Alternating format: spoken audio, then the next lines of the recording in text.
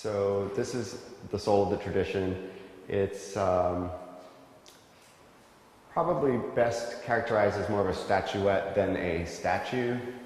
It is made of concrete, and most of these date to as early as the middle of the 20th century, 1950s, 1960s, and into the present, and it's still an active tradition. But if we step back and think of where did this particular form come from? On the right is a what's known as chalkware. It's a cast plaster figurine that my mother got from her grandmother, I believe.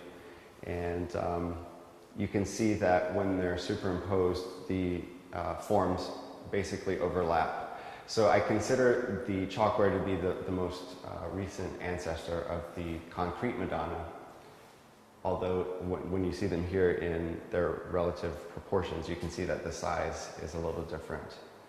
So once the technology to form concrete was widely available and was economically feasible to do so, you started to see these concrete statues, and they became larger and larger because concrete is a sturdier and more durable material, and so was able to support a larger size of the statue.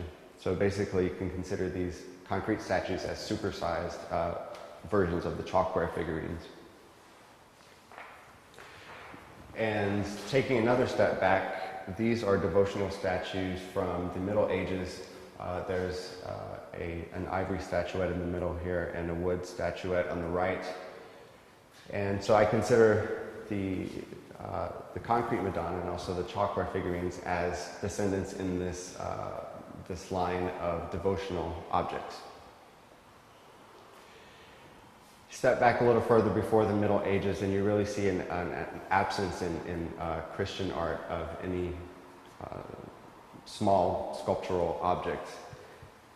Instead, you see a lot of icons, two-dimensional representations of the Virgin, and the reason for that is the prohibition against idolatry as set forth in the Ten Commandments. So in the early days of Christianity, there was a strong taboo against the sort of small freestanding sculptures that are plentiful today, but early in Christianity, these would have been interpreted as not according to the commandments, and so you don't find them. But you go before Christianity, and on the left here is the goddess Cybele, who is a Hittite and Phrygian goddess, also known as the Great Mother.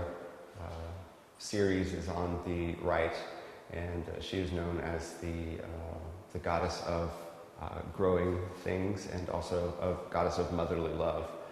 So you can see similarities. Basically, this form is the essence of a great mother, of a feminine essence that is bottled in this form that we see here. So that's the soul of the tradition.